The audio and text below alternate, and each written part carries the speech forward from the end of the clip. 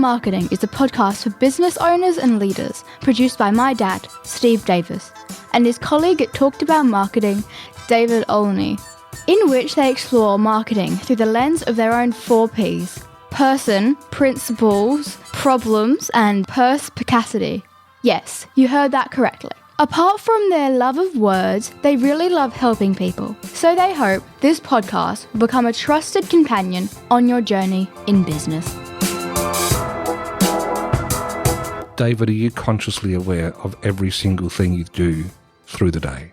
Not all of it, but unfortunately too much of it. It's kind of a necessity when you can't see where you left stuff. That's a good point. So the bits where you don't is closer to how many of the rest of us are. My general perception is most people wouldn't find their car keys unless they could see them. Mm. And you grab the car keys and off you go across town. No problem whatsoever. Did you race in the BP Grand Final? Thankfully, no. They won't let me hang the cane out the window, so I said no. Well, there was some shenanigans on that course. I think you would have fitted right in. Our 4 Ps. Number 1, person. The aim of life is self-development, to realise one's nature perfectly. That is what each of us is here for. Oscar Wilde.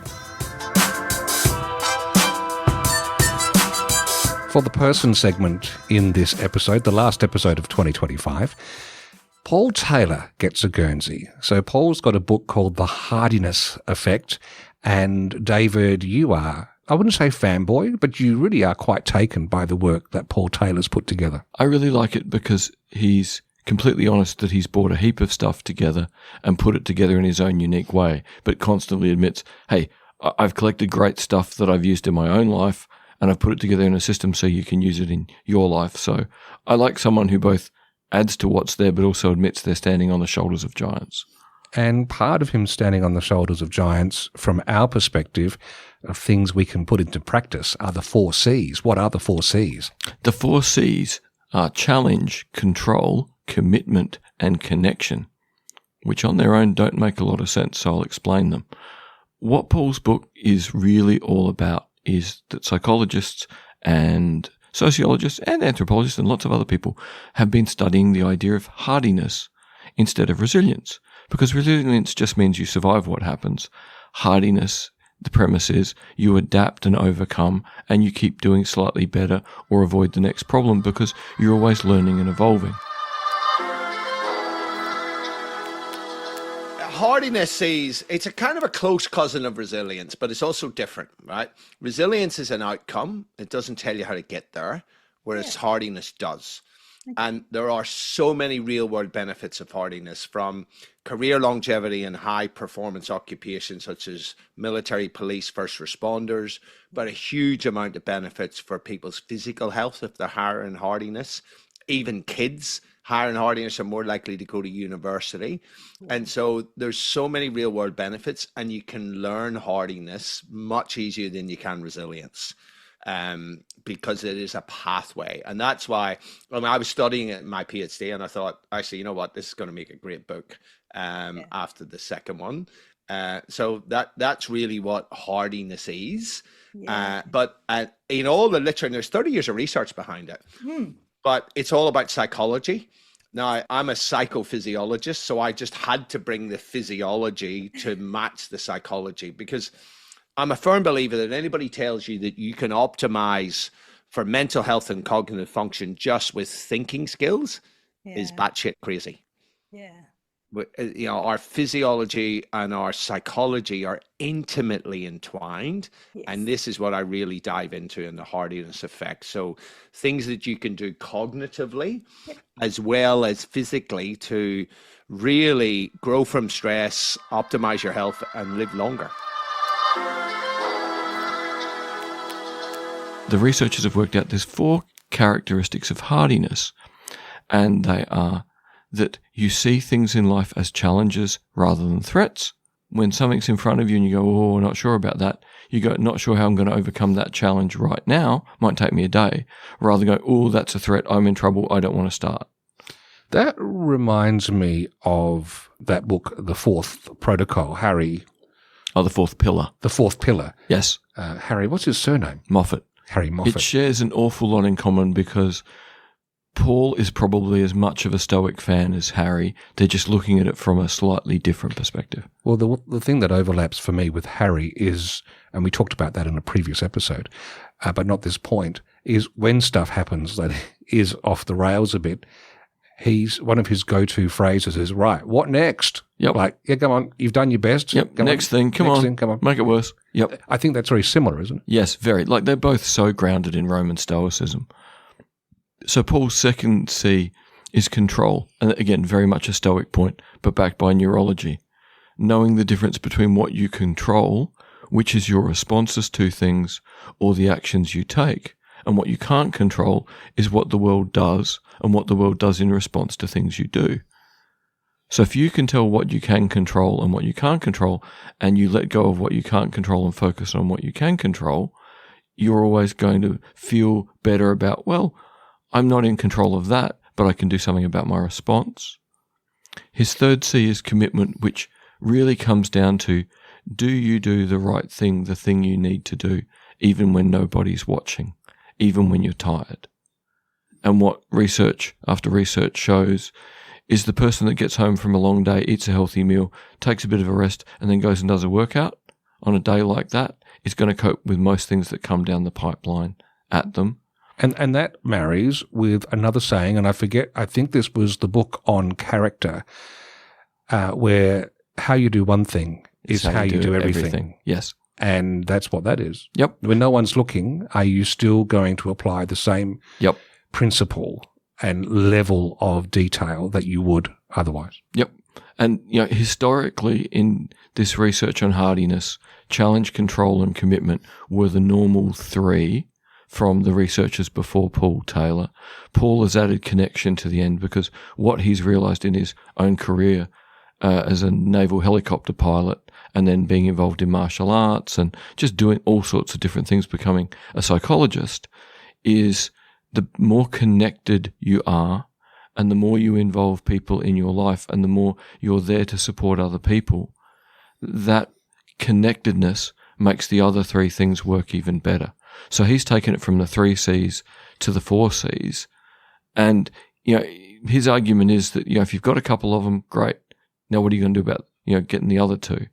And you don't have to have them evenly, but you've got to put effort into developing the ability to see things as a challenge, to work out what you can and can't control, to be committed to doing the right thing, and to make sure that even if you're an introvert who's really uncomfortable around people, that you recognize that the effort towards connection will make you feel better and will put you in a better position when things get hard. So what's that like in daily life, running a small business or being a leader in a small organization? That's what I love about the way Paul's looking at this. Again, he's a very practical person that wants the ideas to be useful. So his breakdown really is wherever you are, and small business is no different. Do you see things that pop up in front of you as a challenge or a threat? If you see them as a challenge, you're bringing positivity to the game. If you see them as a threat, you're bringing negativity to the situation. The minute you bring negativity to the situation, you're already moving forward with one foot and one hand tied behind your back. Don't do it if you can avoid it. In terms of control, if you've got to build a team around you and trust them to get on with their job and trust them to help you build the organization, you have to surrender the things you can't control and focus on the things you can. So that wonderful comment that gets said of company founders, are you working in the business or on the business? Mm-hmm. Well, the only way to grow the business is to work on the business and let other people work in the business, to give up that control over all the details. In terms of commitment, well, you get up in the morning and do what you need to do because that's what it takes to run a small business. There's no shortcut if this really matters and you really want to do it. And the sooner that doing the right thing becomes a habit and the less you have to think about it, the better the outcomes are and the more energy you have for the rest of your life. And as we've seen time and time again in small business, the more connection you have, the more people you talk to, the more people you have who are sort of peers or mentors that you trust to talk things through with, the greater the chance you don't get stuck, the greater the chance you don't get frustrated, the greater the chance you do something new, solve the puzzle, and get success. So at events, I've got an event to go to this afternoon. I'd really rather not be going. It's one of these end-of-year things because I prefer to either be the MC or be with people in a small group, like one-to-one or one to just a few. Apply the 4 C's here.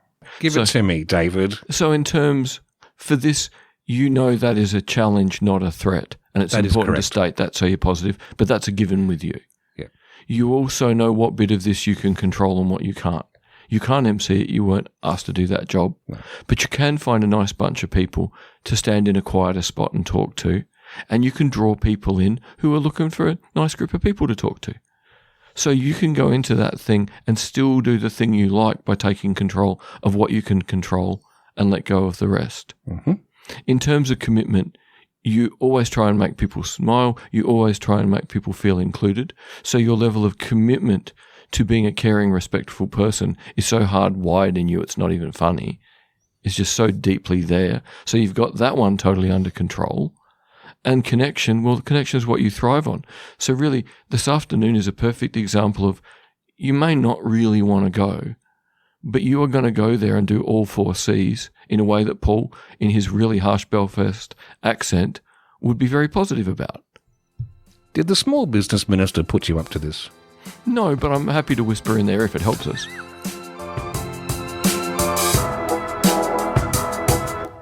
Our 4 P's.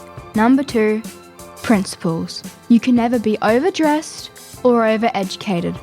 Oscar Wilde.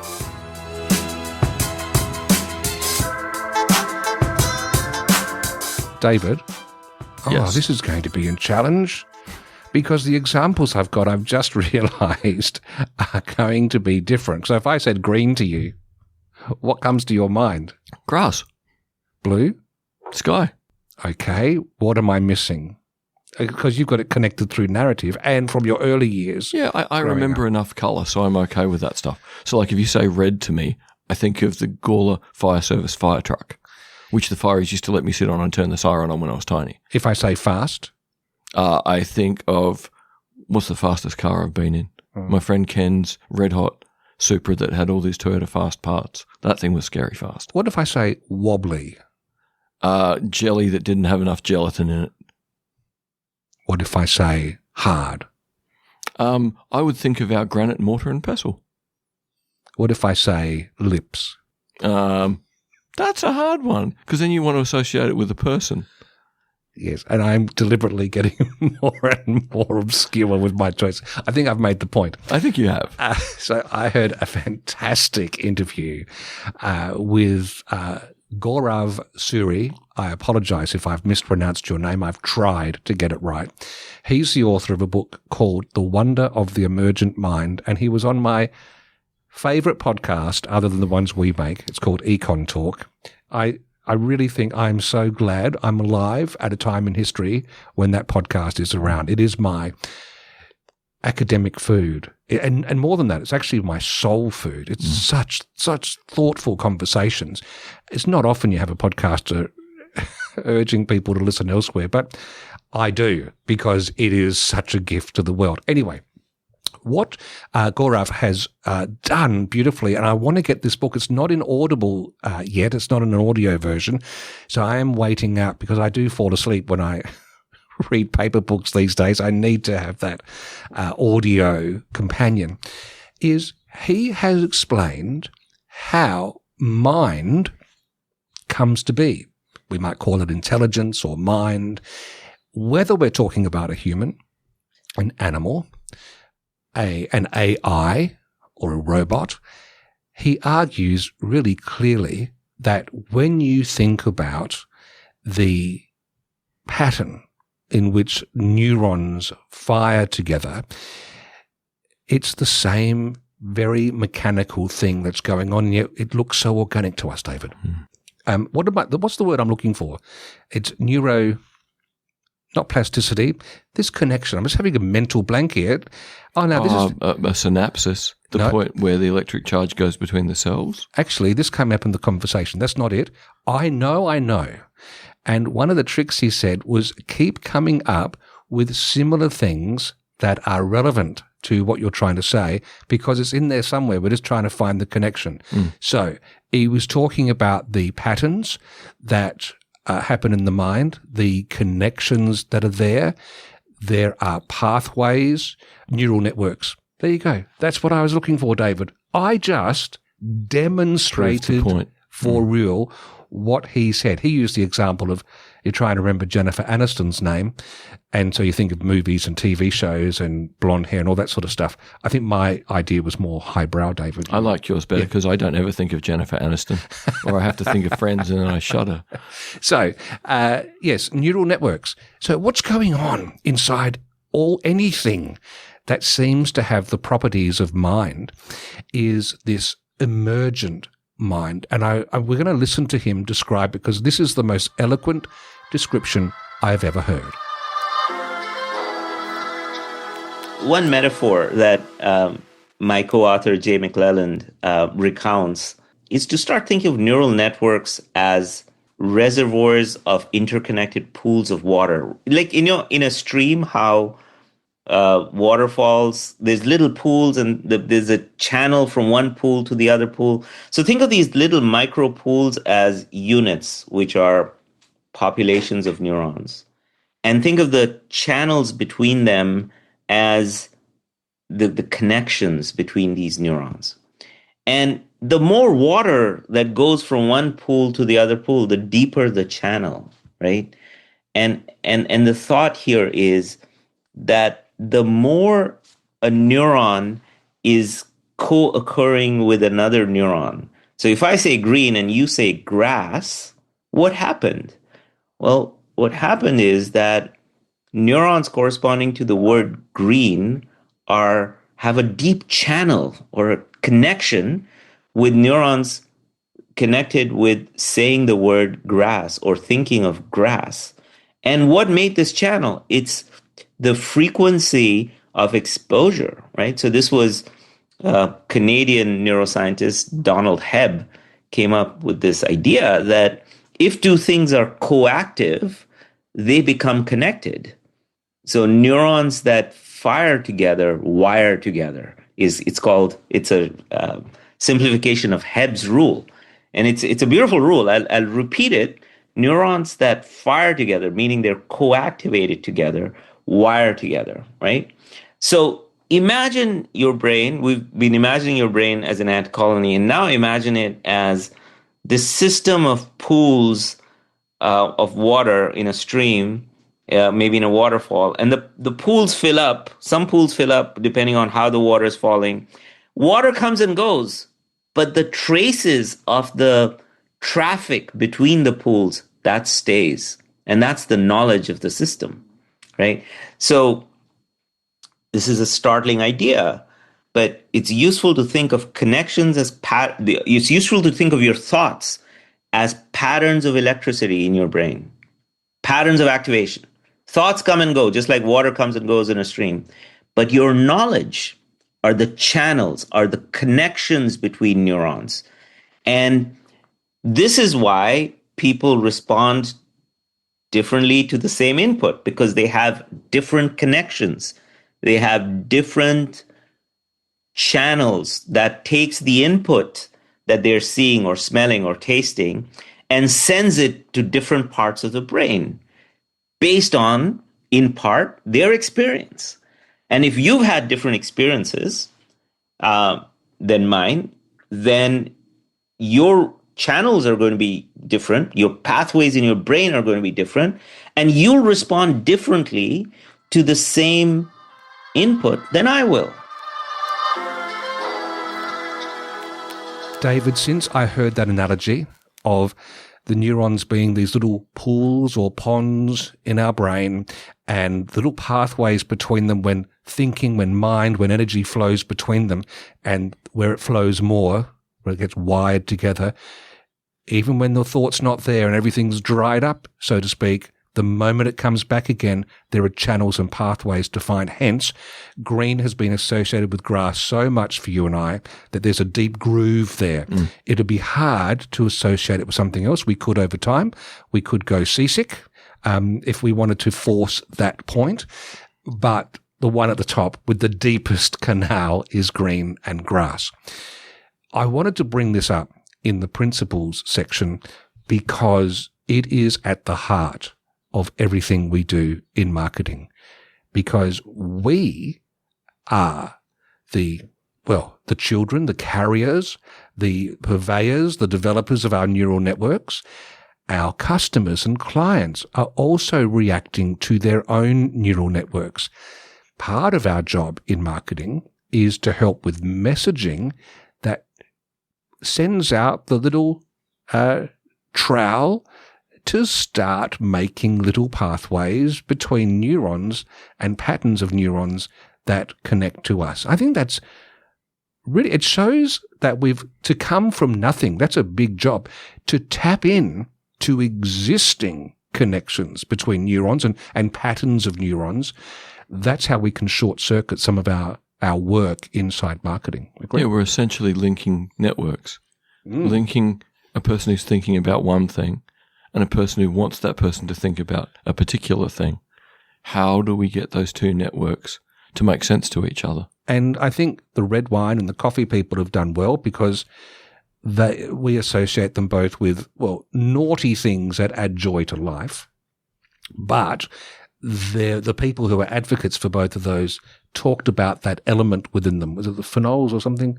Yeah. There's some element. The antioxidant is very good for us. And how much of it is really in there, and is it enough to really make a difference? Well, those of us who love coffee and red wine are definitely going to remember that it's in there. Yes. So I now have that connection. When I'm sipping on my black coffee, it's not firing or full of one of the fullest channels, but it's there in the background, and it will keep there, washing with thought through it and connection for a long time. So hats off to them, because you go back probably 20 or 30 years and the assumption would have been, no, you're actually breaking all the rules to drink coffee or red wine.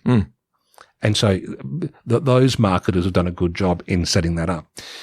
It also means that if you get tarred with a brush, you have got quite a bit of work to do. A lot of work to try and change perception. Yeah. But I think isn't part of what makes the game a bit easier knowing the rules of the ecosystem? Surely that gives us an advantage over competitors who are not aware of this. It's a lovely reminder why we read neurology and psychology and then apply it, because that's where the real research is.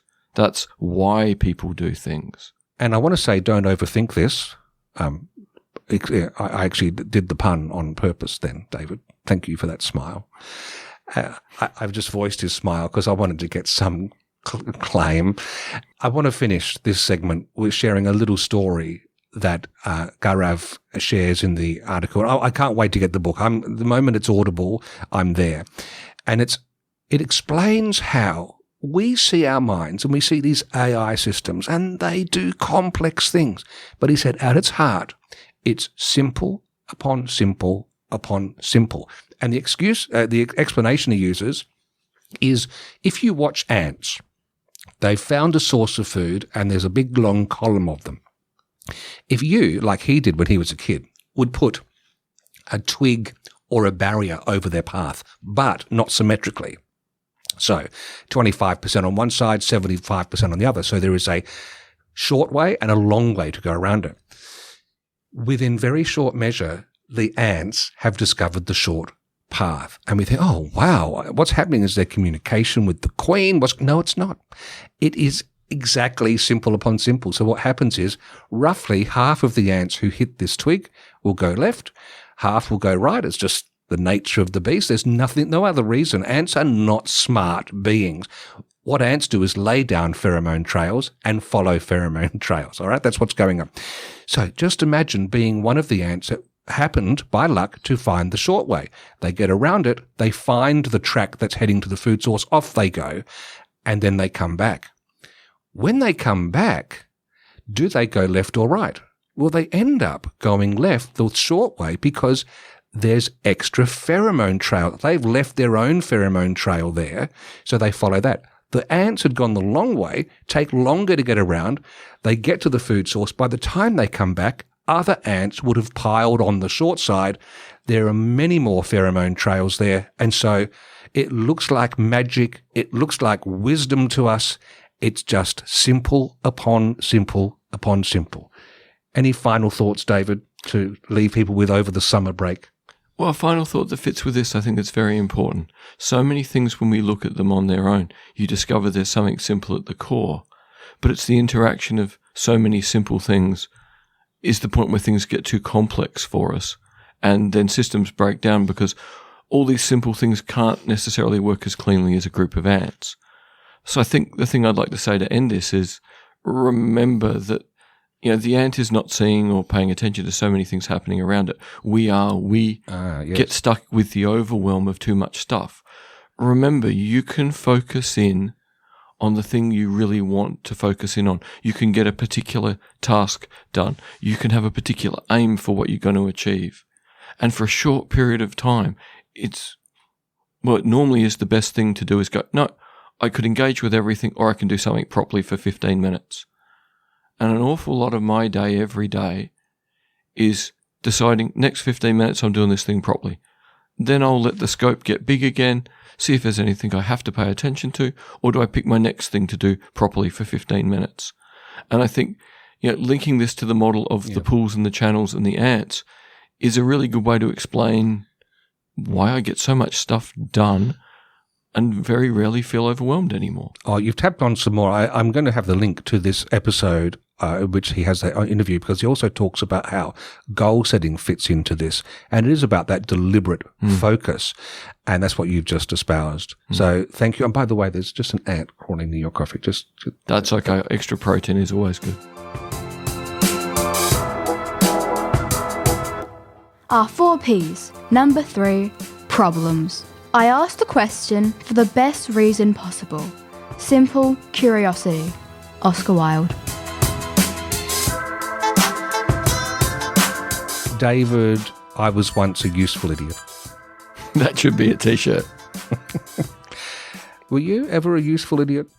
I think there was a massive risk when I was in academia and would go to academic conferences and deliver papers that were incomprehensible to anyone outside of the audience, that I probably got pretty close. And my normal response was to want to run screaming. Well, the definition of useful idiot that I'm talking about here are people who end up doing the work, doing the bidding of someone else who gets all the benefit. They might get some small benefit, but they're actually helping someone who almost undeservedly gets the benefit. I'll just explain that. That sounds exactly like my career in academia. I'm talking about when smartphones first emerged. There was some of us, I wasn't quite one of these, I sort of was, but not fully, of consultants who came out of the woodwork who had an iPhone and they put out their shingle. They are the expert at smartphones. And they'd run workshops. So admittedly, I still run the photography one, but it's deeper skills. It's not just the phone. I just try and distance myself a little bit. But there were people who would argue and convince people to buy the iPhone. Steve Jobs, who I think was still alive when that came out, would have just been sitting back in his rocking chair thinking, having another green juice and thinking, fantastic, thank you, useful idiot. You are making me money while I do nothing. Yep, self-emergent champions. What more do you want? Then we had social media, and this is where I was one of the useful idiots, where I became one of those go-to people, and I would spend time teaching people how to use Facebook and YouTube and all those places, Twitter. I look back with some degree of embarrassment now. But then there were people who took it to the nth degree, and they would have whole tribes of people who followed them. Just, mums and dads who became super experts at big conferences, and they spent their time. And what they thought was earth-shatteringly important was how Facebook today unveiled something where if you go down here, go across to that screen, click that button, you're going to have a little bit brighter colors in your photos. And and you have these hordes of useful idiots channeling everyone in. And meanwhile, Mark Zuckerberg, etc., sit back and go, well, this is just fantastic. Not only are they convincing more people to hop into our business, but they're actually doing all our work for us. We don't even have to do user guides. We don't even have to do customer support. They're doing it all. Thank you, useful idiots. That's by way of prelude. Am I a bit emotionally tied to that? You might think. I was going to say it sounded more like the beginning of a monologue that was going to end in self-help. No, we're standing at the next wave of useful idiots, and these are the AI experts. And I want to read you something that came across my LinkedIn feed from an Alex Fedotov. I think that's how, or Fedotov. I don't know how to pronounce his name. And I'm going to jump in here and say, bath warning, have your bag ready. Okay, here we go. Gemini 3 just dropped yesterday, and if you run ecom, you better lock the FRC in. I've spent the last 5 months testing every major AI model for ecom. Claude Sonnet 4.5, GPT-5, DeepSeek R1, Higgsfield. All killers, all useful. But Gemini 3? It's a complete shift in how ecom brands will operate. Here's what I saw in the first 48 hours. It identifies winning ad angles in seconds.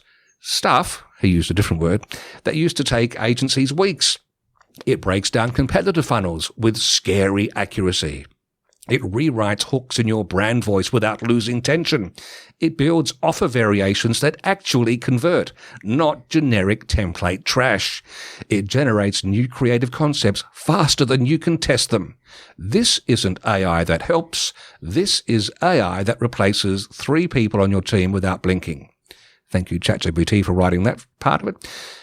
I ran it through 150 plus creative tests, 12 funnels, and 40 plus product angles. The results were insane. 5 new creative concepts that hit above 1.7 return on ad spend on cold. CPC dropped 22% on 2 of my testing campaigns. That's cost per click. It found competitor patterns inside Get Hooked that I didn't even see. It generated static ads that looked handcrafted, not AI goo. It gave me 20 hooks from one single winning angle. No more blank page syndrome. And here's the part nobody's ready for. Your competitors who adopt Gemini 3 early will scale faster than you can react. Not because they're smarter, but because their creative volume just multiplied overnight. Ecom is a speed game. If you're still launching 3 creatives a week, guessing angles, manually analyzing competitors, spending days writing scripts, relying on outdated product research methods, you're going to get buried by brands using Gemini to pump out 50 creatives a week, 6 to 8 new angles every Monday, daily funnel audits, real-time offer iteration, instant competitor teardown. This is the gem moment for ecom. The same way Meta's gem update punished slow advertisers, Gemini 3 is about to punish slow operators. If you want to stay relevant in 2025 ecom, start using AI as your creative engine, build systems around it. Connect with me, comment Gemini, and I'll send it over. All the prompts I'm using to generate high-performing angles, hooks, scripts, and PDP updates. Wow, David. Blah, blah, blah. Snore, snore, snore. Bath, bath, bath. I thought what I'd do, though, is play along, and I popped in Gemini. Just curious to see, because he got me a bit agitated. Yes. I thought, let's just see through it all. Anyway, I did that. 2 days later, nothing. So instead of Gemini, I deleted that, and I replaced my comment with this. Are you ready? I'm ready. Actually, don't worry. That's in relation to sending the thing. I gave your post to Gemini, and I asked it to replicate all the prompts for me. It has. It did say this, though. This is a classic hype cycle LinkedIn post. It blends high urgency language, you're going to get buried, with specific desirable income or outcomes, lower CPC, high ROS.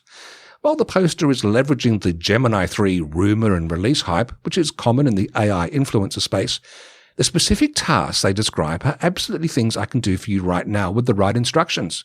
Below is the ecom dominance workflow. I've reverse engineered the claims in that post to create the exact prompts you need to achieve those results.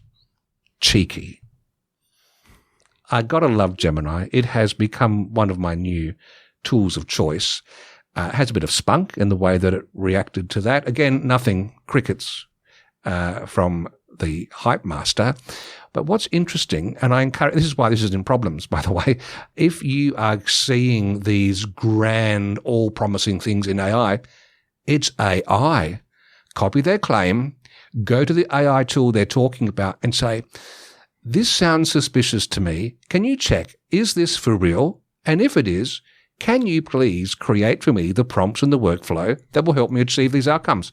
Job done, and hopefully we can root out this next wave of useful idiots before they get bigger than they already are. Should I clap now? I'd really like to clap now. Mm-hmm. Yay! Goodbye, idiots. Our 4 Ps. Number 4. Perspicacity. The one duty we owe to history is to rewrite it. Oscar Wilde.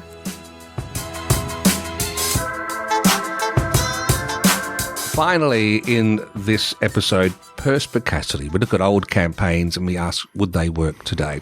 Well, today we're actually doing a side-by-side. At the time of recording, which would have been a few weeks ago, Adelaide had just staged the, what do they call it, the BP Grand Final, basically a supercars race. You put Grand Final in the name, makes it sound even more special. You got footy and car. Yes. Foot car. So, here's the thing. We were marking 40 years since the Formula One Grand Prix came to Adelaide in 1985. And this one, they even had a Formula One car do some exhibition set of laps to bring back memories and just subtly remind us that, okay, we are making do with less these days. However, wasn't that lovely? Wasn't that a quaint time? Let's have a listen to the ad that was used for the original Formula One. And you know how you said, get the bath ready. I think you're going to need this again. Mojo was responsible, so you kind of know, the advertising people, it's going to be jingoistic and probably a lot of annoying rhyming. Let's have a listen.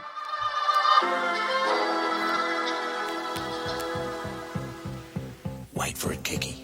Try to relax. Nobody's raced here before.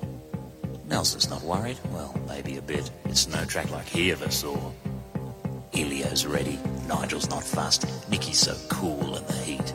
And Jonesy's been waiting, biding his time to take them all on in the street. Adelaide comes alive, November 85. There's never been a motor race like this. Adelaide comes alive, November 85. This is one show no one wants to miss. Steady now, Eddie. Not yet a lane. Clamp your eyes hard on that light. McKaylee's selected. Ayrton's a rev. Seconds away from the fight. Millions of race fans all over the world. Everyone poised for the gun. Adelaide's done it. It's finally on. It's fair to go. Formula One. The Australian Formula One Grand Prix, October 31st to November 3rd, here on Channel 9. This is one show no one wants to miss. The only thing they didn't put in there was, come on, Aussies, come on. What do you think, David? The only thing it's missing is someone opening a stubby on their eye socket.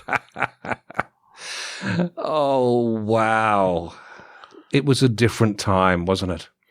I remember being at high school and that ad being on TV and going, I'm so glad that's not interesting. Because it did whip up hype. So it definitely worked. Yeah. Oh, yeah.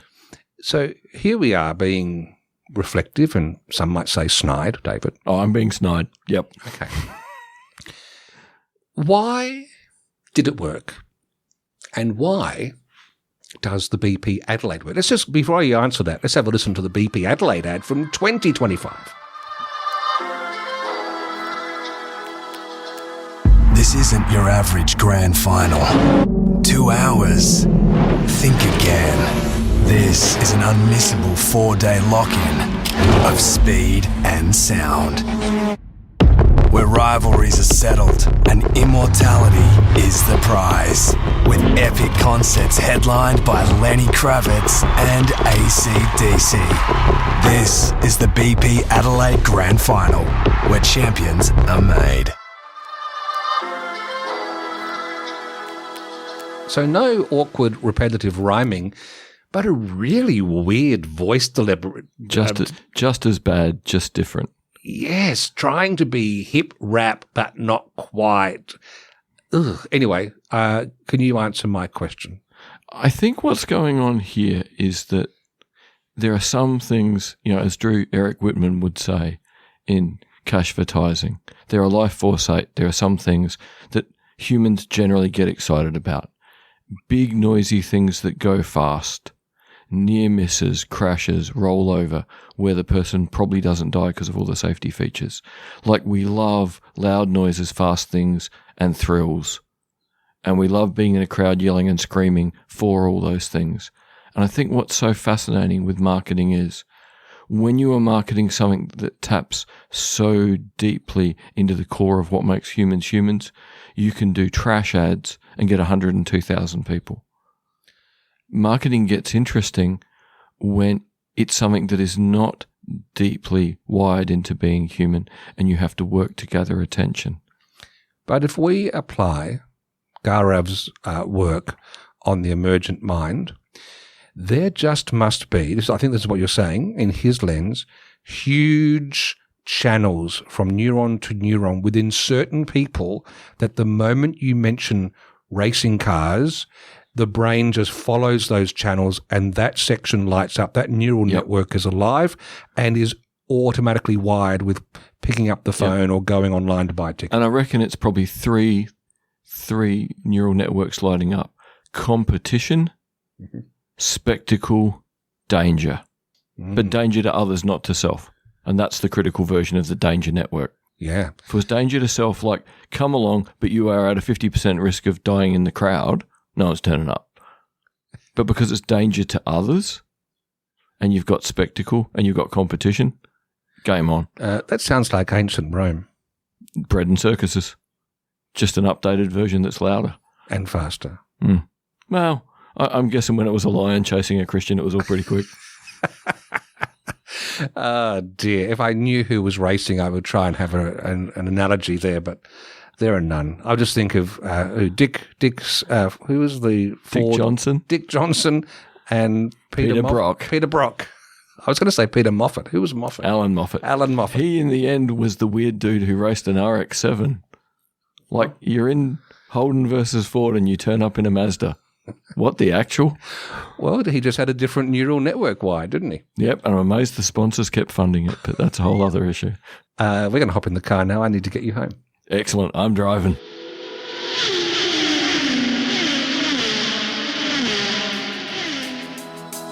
Thank you for listening to Talking About Marketing. If you enjoyed it, please leave a rating or a review in your favourite podcast app. And if you found it helpful, please share it with others. Steve and David always welcome your comments and questions, so send them to podcast@talkedaboutmarketing.com. And finally, the last word to Oscar Wilde. There's only one thing worse than being talked about, and that's not being talked about.